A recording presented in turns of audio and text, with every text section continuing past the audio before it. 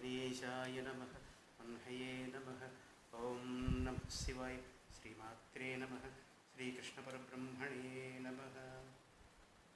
కృష్ణాయ వాసుదేవాయ దేవకీనందనాయ చ నందగోపకుమారాయ గోవిందాయ నమో నమః. నమః పంకజనాభాయ నమః పంకజమాలిని నమః పంకజనేత్రాయ నమస్తే పంకజాంఘ్రయే.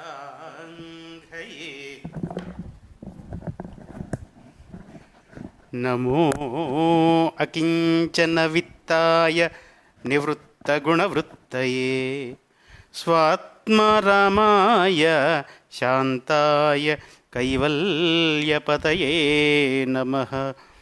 శ్రీకృష్ణపరబ్రహ్మణే నమః. శ్రీమాత్రే నమః. శృతిస్మృతిపురాణానాం ఆలయం కరుణాలయం నమామి భగవత్పాదశంకరం లోకశంకరం. శ్రీమాత్రే నమః. జగద్గురువులు ఆదిశంకరాచార్యుల వారి పాదపద్మములకు ప్రణామములతో సౌందర్యలహరి 5వ రోజు చర్చకు మిత్రులందరికీ శుభాహ్వానం.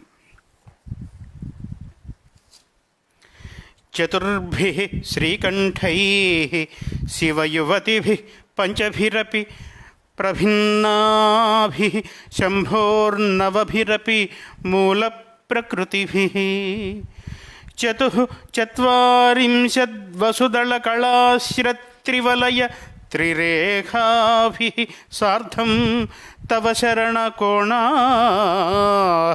పరిణతాః. సౌందర్యలహరి స్తోత్రము మంత్రమయము, యంత్రమయము, తంత్రమయము, అమ్మవారి ఆరాధనా రహస్యములమయము, సమస్త శాస్త్రములమయము. కొన్ని చోట్ల తీవ్రమైన ఆధ్యాత్మిక రహస్యాలు, తీవ్రమైన తాంత్రిక విద్యా రహస్యాలు, తీవ్రమైన యోగ విద్యా రహస్యాలు నిక్షిప్తమై ఉన్న స్తోత్రము.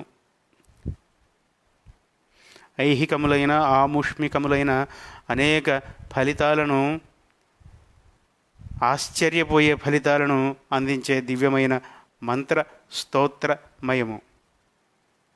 ఈ శ్లోకంలో శ్రీచక్ర విధానంలో అమ్మవారిని అర్చించే వారికి సుపరిచితమైన శ్రీచక్ర యంత్రాన్ని గురించి, శ్రీ యంత్రాన్ని గురించి వివరిస్తున్నారు. ఈ శ్లోకము, ఈ ఒక్క శ్లోకానికి రోజుల తరబడి వ్యాఖ్యానం చేసిన వ్యాఖ్యానం, అంత సామర్థ్యం ఉన్న మహానుభావులైన ఉపాసకులు, అంత లోతైన రహస్యాలను చెప్పటానికి అధికారం కలిగి ఉన్నవాళ్ళు. రహస్య స్తోత్రం అంటూనే నాలాంటి వాళ్ళు కూడా, మనలాంటి వాళ్ళు, సామాన్యులు కూడా చెప్పటానికి కారణం ఏంటంటే, రహస్యం అనే అర్థము తెలుసుకొని సాధన చేసి ఫలితాలను సాధించేదాకా రహస్యంగా ఉంటుంది కనుక రహస్య స్తోత్రం. కనుక రహస్య స్తోత్రం అనగానే చెప్పటానికి, వినటానికి ప్రమాదకరమైనది అనుకోవటానికి వీల్లేదు. రహస్యము ఆ సాధనా మార్గంలో ఉండి, తీవ్రమైన ఆ సాధనా మార్గంలో సాధన చేసి ఆ ఫలితాన్ని అందుకునేంత వరకు రహస్యమే కనుక ఇది రహస్య స్తోత్రం. అటువంటి రహస్య స్తోత్రం అయినప్పటికీ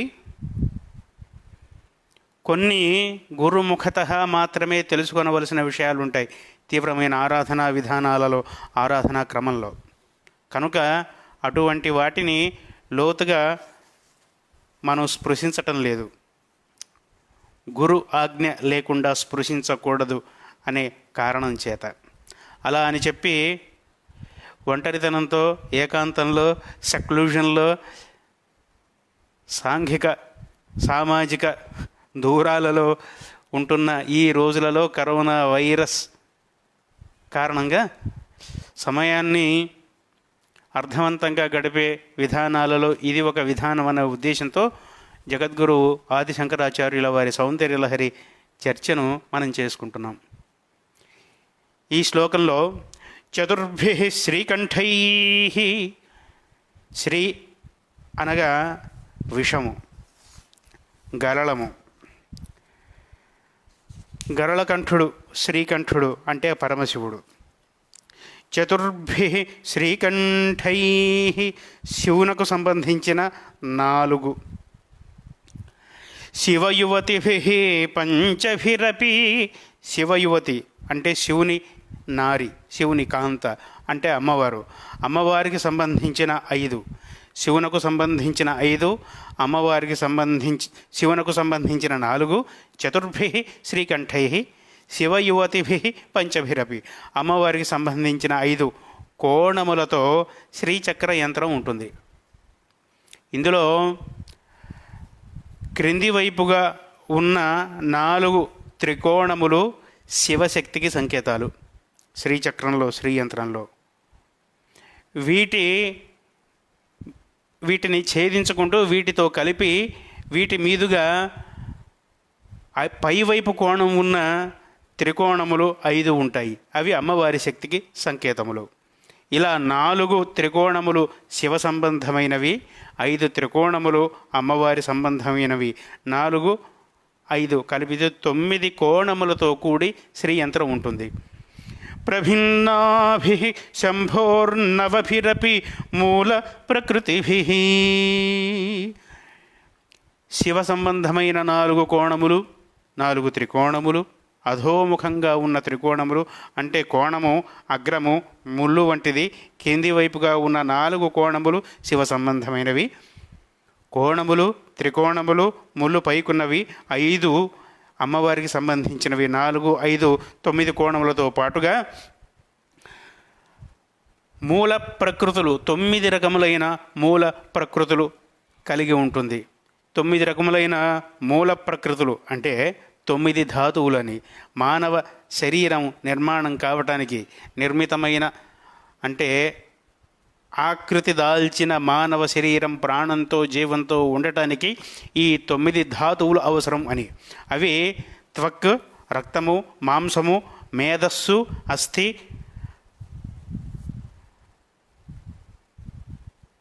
మజ్జ, శుక్లము, ప్రాణము, జీవము. ఇందులో త్వక్ అంటే చర్మము, రక్తము, మాంసము, మేధస్సు, అస్థి అంటే ఎముకలు.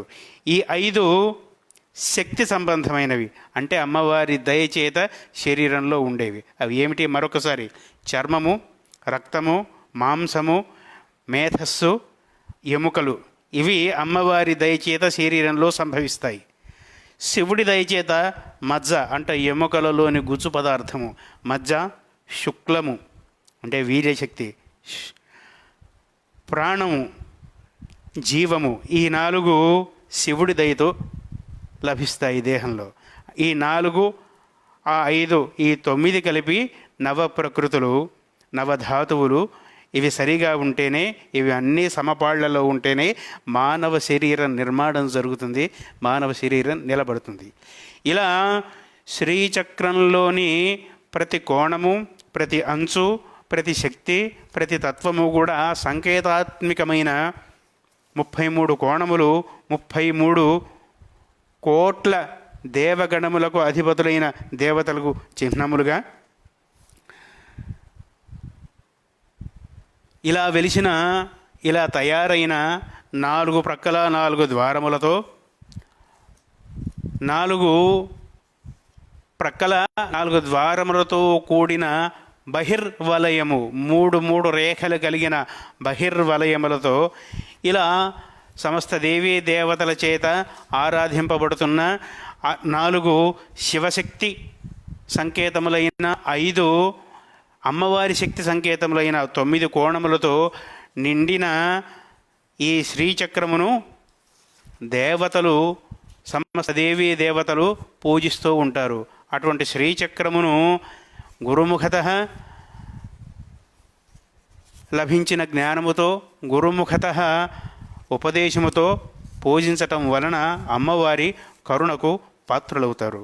ఈ శ్రీచక్రమును శివ శక్తి సహితమైన, అంటే శివుడి యొక్క శక్తి, అమ్మవారి శక్తి యొక్క శక్తి రెండింటికి రెండూ కలిసిన శక్తిగా భావించి చెప్పబడిన విధానంలో పూజించటం వలన లేదా ఈ శ్లోకాన్ని మనన చేయటం వలన స్త్రీలకు వంధ్యాదోషం తొలగిపోతుంది.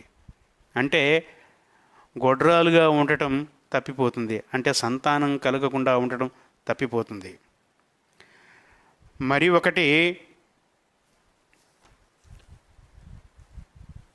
అనుకూలమైన దాంపత్యం సిద్ధిస్తుంది. అటువంటి దివ్యమైన ఈ శ్లోకంలో శ్రీచక్ర యంత్ర రహస్యాలను జగద్గురు ఆదిశంకరాచార్యుల వారు మనకు అందించారు. శ్లోకం పూర్తిగా ఉపాసనాపరమైన, రహస్యపరమైన, అతి దీర్ఘమైన విశ్లేషణతో, వ్యాఖ్యానంతో చేయవలసింది. అంతటి దీర్ఘమైన విశ్లేషణ వ్యాఖ్యానం వలన అర్థం కావటం కూడా చాలా కష్టం కనుక పూర్తిగా లోతులకు వెళ్లకుండా 4 కోణములు శివునకు సంబంధించినవి, 5 కోణములు అమ్మవారికి సంబంధించినవి, 4 ప్రక్కల 4 ద్వారములు కలిగినది, 9 ధాతువులకు ప్రతీకాత్మకంగా ఉన్నది అయిన ఈ శ్రీచక్ర యంత్రాన్ని పూజించటం వలన మధ్యలో ఉన్న బిందు స్థానంలో అమ్మవారి శక్తి నిక్షేపింపబడి ఉన్నది అని భావించి ఆ రకంగా ఆరాధించడం వలన, శ్రీచక్ర యంత్ర అర్చన చేయటం వలన దివ్యమైన ఫలితం కలుగుతుంది. కనుక శ్లోకాన్ని మరొక్కసారి తెలుసుకుందాం. చతుర్భిః శ్రీకంఠైః శివయువతిభిః పంచభిరపి ప్రభిన్నాభిః శంభోర్నవభిరపి మూల ప్రకృతిః చతుశ్చత్వారింశద్వసుదళ కళాశ్రత్రివలయ త్రిరేఖాభిః సార్ధం తవ శరణకోణాః పరిణతాః.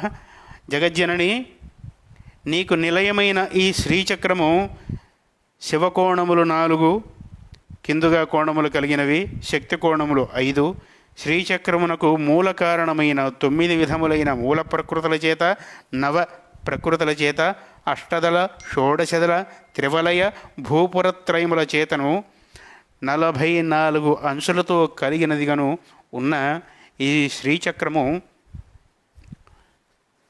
సృష్టికి, అంతర్సృష్టికి, బహిసృష్టికి, అంతర్సృష్టి అంటే మానవ శరీరంలోని అండము, పిండాండము, బయట ప్రకృతి బ్రహ్మాండము, అంటే వ్యక్తిగా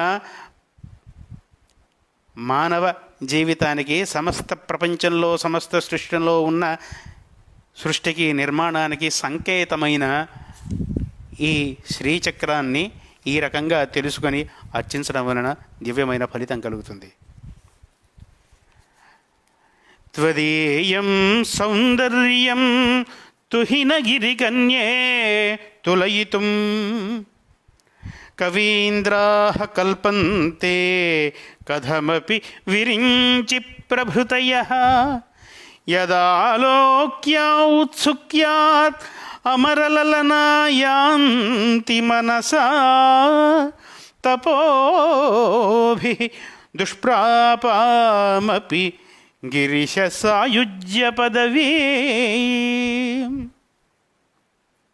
అలా శ్రీచక్రయంత్ర విధానంతో తెలుసుకొని, అమ్మవారి శక్తిని తెలుసుకొని, అమ్మవారిని ఆరాధించటం కొరకు అప్సరాకాంతలు, దేవతాకాంతలలో సుందరీమణులుగా పేరుగాంచిన వారందరూ కూడా అమ్మవారిని ఆరాధించడానికి ఎలా ఉత్సాహపడతారు అనేది తరువాతి శ్లోకంలో చెప్తున్నారు.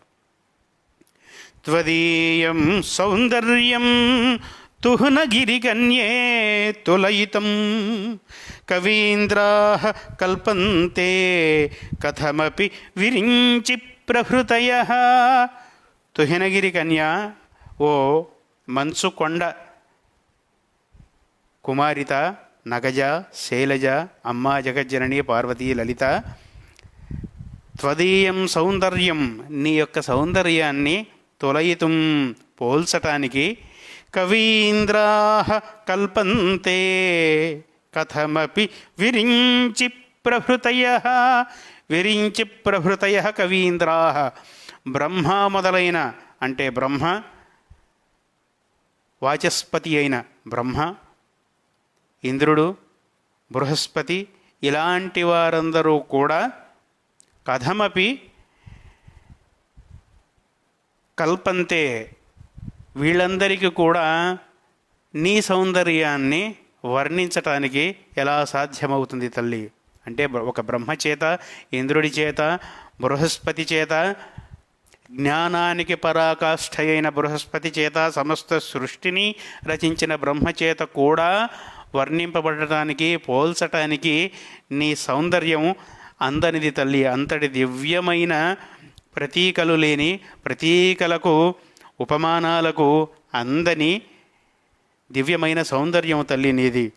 అటువంటి సౌందర్యాన్ని యదాలోక్యౌత్సుక్యాత్ అమరలలనాయాంతి మనసా, ఆ సౌందర్యాన్ని తెలుసుకొనటం కోసం, ఆ సౌందర్యపు రహస్యాన్ని తెలుసుకొనటం కోసం అమరలలనలు అంటే అప్సరసలు కూడా, రంభ, ఊర్వశి ఇత్యాదులు, ఘృతాచి ఇత్యాదులు, అమరలోకానికి, స్వర్గలోకానికి, దేవలోకానికి చెందిన అప్సరలు అందరూ కూడా బ్రహ్మదేవుడికి, బృహస్పతికి, ఇంద్రుడికి ఇట్లాంటి వాళ్లకు కూడా వర్ణించటానికి, పోల్చి చెప్పటానికి సాధ్యం కాని నీ దివ్యమైన సౌందర్యాన్ని తెలుసుకొనడం కోసం, నీ సౌందర్య రహస్యాన్ని తెలుసుకొనటం కోసం వారందరూ, ఆ అప్సరాకాంతలందరూ ఏం చేస్తారంటే తల్లి, తపోభి దుష్ప్రాపామపి గిరిశ సాయుజ్య పదవీ, బ్రహ్మకు, ఇంద్రుడికి, బృహస్పతికి కూడా నీ సౌందర్య రహస్యాన్ని తెలుసుకొనటం సాధ్యం కాదు కనుక, నీ సౌందర్యాన్ని వర్ణించటానికి, పోల్చి చెప్పటానికి వారికి కూడా సాధ్యం కాదు కనుక, ఈ అప్సరకాంతలు కూడా, వీరికి కూడా నీ సౌందర్యాన్ని వర్ణించటానికి, నీ సౌందర్య రహస్యాన్ని తెలుసుకొనడం సాధ్యం కాదు కనుక, నీ సౌందర్య రహస్యాన్ని తెలిసినవాడు నీ నాథుడైన శివా స్వాధీన వల్లభ, వల్లభుడిని, పతిని స్వాధీనం చేసుకున్న తల్లి, కామేశజ్ఞాత సౌభాగ్యమార్దవోరుద్వయాన్విత అని లలితా సహస్రనామంలో చెప్పబడ్డది కనుక, కేవలం పరమశివుడికి మాత్రమే అవగతమైన, కేవలం పరమశివుడికి మాత్రమే అవగతమైన, కేవలం పరమశివుడికి మాత్రమే అనుభవయోగ్యమైన సౌందర్యం ఆమెది కనుక, అమ్మవారి సౌందర్యాన్ని, అమ్మవారి సౌందర్య రహస్యాన్ని తెలుసుకున్నవాడు సృష్టిలో పరమశివుడు తప్ప ఎవరు వేరే లేరు కనుక, నీ సౌందర్యాన్ని, నీ సౌందర్య రహస్యాన్ని శివుడు మాత్రమే తెలుసుకున్నాడు కనుక, శివుణ్ణి ఆశ్రయించి శివుడి ద్వారా నీ సౌందర్య రహస్యాన్ని తెలుసుకొనడం కోసం ఎందుకంత కష్టం, ఎందుకంత తిప్పలు అంటే, అందంగా ఉన్నవాళ్ళు కూడా తమకన్నా అందంగా ఉన్నవాళ్ళని చూసి అంతటి అందాన్ని పొందడానికి ఏం చేస్తే అంతటి అందం లభిస్తుందో అని ఉత్సాహంతో, ఔత్సుక్యంతో, జిజ్ఞాసతో ప్రయత్నించడం సహజమే కదా.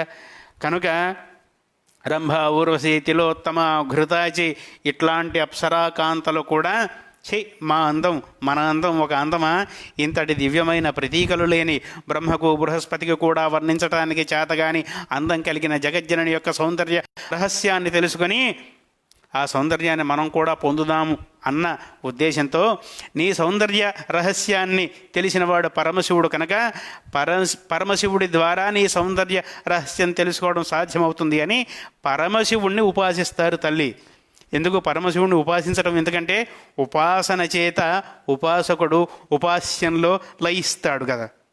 కనుక పరమశివుణ్ణి ఉపాసిస్తే, పరమశివుడితో ఐక్యం చెందితే, అప్పుడు పరమశివతత్వం అనుగతమైతే, అనుభవమైతే, పరమశివుడు శివైక్యం చెందితేనే అమ్మవారి సౌందర్య రహస్యం తెలుస్తుంది. కనుక నిన్ను తెలుసుకొనడం కోసం నీ భర్తను తెలుసుకుంటారు తల్లి, నీ భర్తను తెలుసుకొనడం కోసం ఆయనను ఉపాసిస్తారు తల్లి. అంటే నీ కారణంగా శివైక్యం చెందటానికి, శివసాయుధ్యం చెందటానికి శివోపాసకులవుతారు తల్లి స్వర్గలోకానికి చెందిన అప్సరా కాంతలు. యదాలోక్యౌత్సుక్యాత్ అమరలలనాయాంతి మనసా తపోభిః దుష్ప్రాపామపి గిరిశ సాయుజ్య పదవీ. నీ సౌందర్యాన్ని ఆలోకించే ఔత్సుక్యంతో, ఆనందం చేత కలిగిన జిజ్ఞాస, ఔత్సుకత, ఆనందం చేత కలిగిన ఆ ఔత్సుకత చేత నీ సౌందర్య రహస్యాన్ని తెలుసుకొనడం కోసం, తపస్సు చేత కూడా సాధ్యం కానటువంటి, అసాధ్యమైనటువంటి పరమశివుడు సాయుధ్యాన్ని పొందటం కోసం ఆయనను ఉపాసించి ఆయనతో ఐక్యమైపోయి శివైక్యం చెంది శివులైపోయి నీ సౌందర్య రహస్యాన్ని తెలుసుకొనడం కోసం అప్సరాకాంతలు ప్రయత్నిస్తారు తల్లి అని ఇంకా కొన్ని తాంత్రికమైన రహస్యాలు కలిగిన ఈ దివ్యమైన శ్లోకాన్ని జగద్గురు ఆదిశంకరాచార్యుల వారు మనకు అనుగ్రహించారు. చెప్పబడిన విధానంలో ఈ శ్లోకాన్ని ఆ యంత్ర విధానంలో, ఆ తంత్ర విధానంలో, ఆ మంత్ర విధానంలో, ఆ పూజా విధానంలో, ఆ చెప్పబడిన నైవేద్యములు సమర్పించి ఈ శ్లోకాన్ని ఉపాసించటం వలన మూగవాడు కూడా సాటిలేని కవి అవుతాడు. వశత్వ సిద్ధి కలుగుతుంది. దేన్నైనా ఎవరినైనా వశీకరించుకొని సిద్ధి కలుగుతుంది. ఆ చెప్పబడిన విధానాలలో ఉపాసించిన లేదా తదేక ధ్యానంతో నిశ్చలమైన మనస్సుతో అమ్మవారిని ఈ శ్లోకం ద్వారా ఉపాసించడం వలన ఈ ఫలితం కలుగుతుంది. నరం వర్షీయాంసం నయన విరసం నర్మసుజడం తవాపాంగాలోకే పతితమనుధావంతి శతః గళద్వేణీబంధాః కుచకలస విశ్రస్తసిచయాః గళద్వేణీబంధాః కుచకలశ విశ్రస్తసిచయాః హఠాత్ తృట్యత్కాంచ్యో వికళిత దుకూలా యువతయః. మరొక దివ్యమైన ఉపాసన రహస్యాలు ఉన్న శ్లోకం. ఈ విధంగా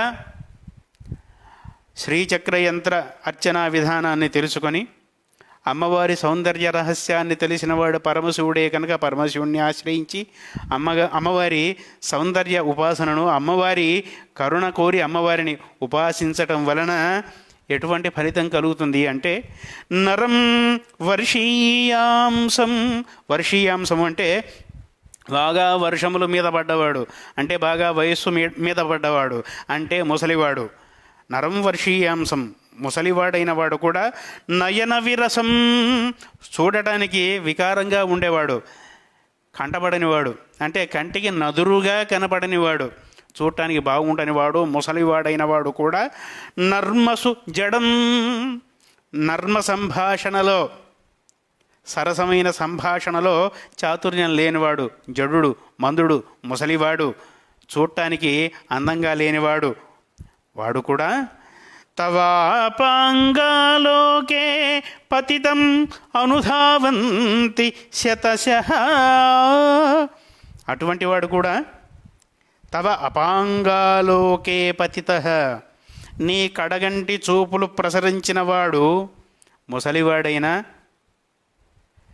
చూడటానికి దృష్టిలో నదురుగా లేనివాడు కూడా సరసంగా, అందంగా, చమత్కారంగా, ఆకర్షించుకునేట్లుగా మాట్లాడటం చేతగాని వాడు కూడా, జడుడు కూడా నీ కడగంటి వీక్షణములు వాడి మీద ప్రసరించినట్లయితే అటువంటి వాణ్ణి అనుధావంతి శతశః, 100 మంది వెంటబడి పరిగెత్తుకుంటూ వాడిని చేరుకోవటానికి ప్రయత్నిస్తారు.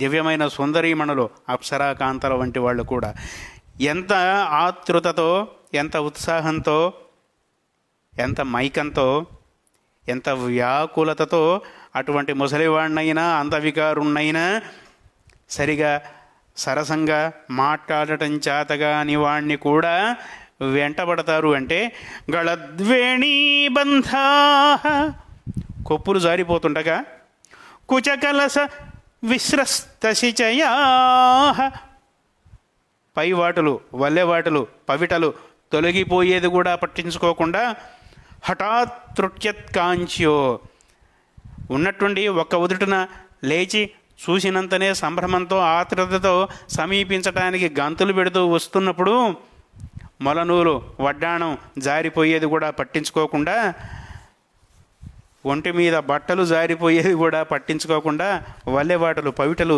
తొలగిపోయేది కూడా పట్టించుకోకుండా, వాడు నీ దయను పొందినవాడు ఇతరత్రా ఎంత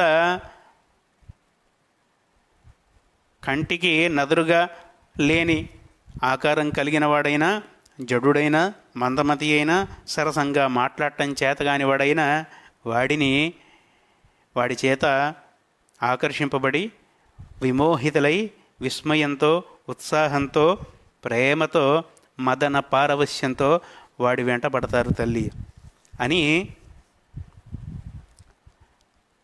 ఈ శ్లోకాన్ని ఉపాసించటం వలన, ఈ శ్లోకాన్ని అమ్మవారి కరుణ కోరి చెప్పబడిన విధానంలో, పూర్తి యాంత్రిక తాంత్రిక నైవేద్య విధానంలో పూజించిన, లేదు శ్రద్ధతో, భక్తితో, నిష్ఠతో ఉపాసించిన, ఈ శ్లోకాన్ని మననం చేసిన, పారాయణం చేసిన యోగ్యురాలైన అందగత్తె అయిన భార్య లభిస్తుంది. పెళ్లి కాని యువకులకు ఈ శ్లోకాన్ని ఒక మందుగా, ఒక మంత్రంగా ఉపాసింపజేస్తే యోగ్యురాండ్రైన, సుగుణశీలురైన, అందగత్తెలైన యువతులు భార్యలుగా దొరుకుతారు. క్షితౌ షట్పంచాశద్విసమధిక పంచాశదుదకే హుతాసే ద్వాషష్టి చతురధిక పంచాశదనిలే. ఇది మరి ఒక తీవ్రమైన సాంకేతికమైన, అంటే టెక్నికల్ డెప్స్, సాంకేతికమైన లోతులు కలిగిన అమ్మవారి ఉపాసనలోని వేదాంతపరమైన సూచనలతో, తీవ్రమైన ఆధ్యాత్మికపరమైన లోతుల విశ్లేషణతో కూడిన శ్లోకం వరకు, దాని తాత్పర్యం వరకు తెలుసుకుందాం. తీవ్రమైన లోతైన వ్యాఖ్యకు, విశ్లేషణకు చాలా సమయం పడుతుంది. ఇంతటి తీవ్రమైన లోతైన వ్యాఖ్యానము అర్థం చేసుకొనటం కూడా కొద్దిగా కష్టంగానే ఉంటుంది అనే ఉద్దేశంతో క్షితౌ షట్పంచాశద్విసమధిక పంచాశదుదకే హుతాసే ద్వాషష్టి చతురధిక పంచాశదనిలే దివి ద్విషట్ త్రింశన్మనసి చతుషష్టిరితి యే మయూఖాస్తే అప్యుపరి తవ పాదాంబుజయుగం.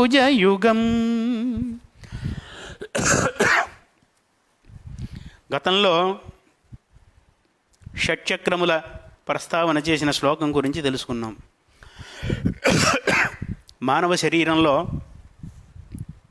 మూలాధారం, స్వాధిష్టానము, మణిపూరము, అనాహతము, విశుద్ధము, ఆజ్ఞాచక్రములతో కలిపి 6 చక్రములు యోగ మార్గంలో ఉన్నాయి అని చెప్పుకున్నాం. మూలాధారము పృథ్వీతత్వము, స్వాధిష్టానము అగ్నితత్వము, మణిపూరము జలతత్వము, అనాహతము వాయుతత్వము, విశుద్ధ చక్రము ఆకాశతత్వము, ఆజ్ఞాచక్రము మనస్తత్వము మనోతత్వము అని చెప్పుకున్నాం. ఇప్పుడు ఈ శ్లోకంలో ఈ 6 చక్రాలలో 6 తత్వములు కలిగిన 6 చక్రాలు, ఆ పైన బ్రహ్మరంధ్రములో మాడు మధ్యన సహస్రార పద్మం. ఈ 6 చక్రాలలో మూలాధారము పృథ్వీతత్వం కలిగిన మూలాధార చక్రంలో, ఆ తరువాత స్వాధిష్టానము, ఆ తరువాత మణిపూరము, ఆ తరువాత అనాహతము, ఆ తరువాత విశుద్ధము, ఆ తరువాత ఆజ్ఞాచక్రము. ఈ 6 చక్రములలో అమ్మవారి కాంతులు, మయూఖములు, అమ్మవారి కాంతి రేఖలు ఎలా ప్రసరిస్తాయి అని చెప్తున్నారు. మూలాధారములో ఈ 6 చక్రములలో 6 స్థానములలో 3 గ్రంథులు మూలాధారైక నిలయ బ్రహ్మగ్రంథి విభేదిని, మణిపూరాంతరుదిత విష్ణుగ్రంథి విభేదిని, ఆజ్ఞాచక్రాంతరాళస్థ రుద్రగ్రంథి విభేదిని, సహస్రారాంబుజారూఢ సుధాసారాభివర్షిణి, తటిల్లతా సమరుచి షట్చక్రోపరి సంస్థిత మహాశక్తి కుండలిని బిసతంతుతనీయసి. చెప్పుకున్నాం, అర్థం కూడా చెప్పుకున్నాం. ఇలా 6 చక్రములతో, 3 గ్రంథులతో, 6 తత్వములతో నిండి ఉన్న ఈ చక్రములలో ఒక్కొక్క చక్రస్థానంలో అమ్మవారి దయాసారంగా అమ్మవారి కాంతుల రేఖలు ప్రసరిస్తాయి అని చెప్తున్నారు. మూలాధారంలో పృథ్వీతత్వంతో ఉన్న మూలాధారంలో 56 కిరణములు, అగ్నితత్వమైన స్వాధిష్టాన చక్రస్థానంలో 62 కిరణములు, జలతత్వమైన మణిపూర చక్రంలో 52 కిరణములు, శబ్దాత్మికమైన వాయుతత్వాత్మకమైన అనాహత చక్రంలో, గుండె స్థానంలో ఉన్న అనాహత చక్రంలో 56 కిరణములు, కంఠస్థానంలో ఆకాశతత్వమైన విశుద్ధ చక్రంలో 72 కిరణములు, మనసుకు ప్రతీక అయిన మనోతత్వమైన ఆజ్ఞాచక్రంలో 48 కిరణములు అమ్మవారి దయాసారంగా ప్రతిఫలిస్తూ ఉంటాయి. ఈ చక్రములలో చెప్పబడిన ఆ తత్వములలో ఆ 3 గ్రంథులను భేదిస్తూ ఆ దివ్యమైన కాంతులను, ఇప్పుడు చెప్పిన కిరణముల కాంతులను వెలువరిస్తూ అమ్మవారి దయ సాధకుడిని అనుగ్రహిస్తుంది అని దివ్యమైన తాంత్రికమైన రహస్యములు కలిగిన ఈ శ్లోకంలో అమ్మవారి దయాసారం ఎలా ప్రతిఫలిస్తుంది, ఎలా ఫలిస్తుంది సాధకులకు అని జగద్గురు ఆదిశంకరాచార్యుల వారు తెలియజేస్తున్నారు. ఈ శ్లోకాన్ని ఉపాసన చేయటం వలన, ఈ శ్లోక రహస్యాన్ని తెలుసుకొనడం వలన, ఈ శ్లోకాన్ని మననం చేయటం వలన సాధకుడికి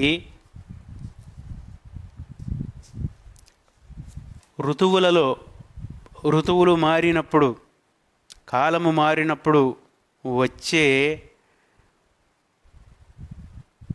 రోగములు, రుగ్మతలు ప్రస్తుతం ఋతుసంధిలో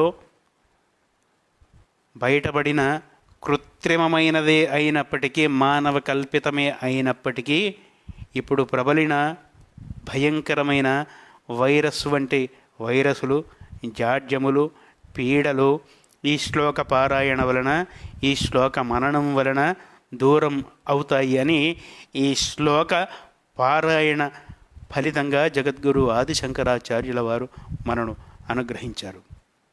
ఆ తరువాతి దివ్యమైన శ్లోకములను, వాటి ఫలితములను తెలుసుకొనడం కోసం, అమ్మవారి దయను పొందడం కోసం జగద్గురు ఆదిశంకరుల సేవలో మరలా కలుద్దాం. యదక్షరపదభ్రష్టం మాత్రాహీనం చ యత్ భవేత్ తత్సర్వం క్షమ్యతాం దేవి నారాయణి నమోస్తుతే. స్వస్తి.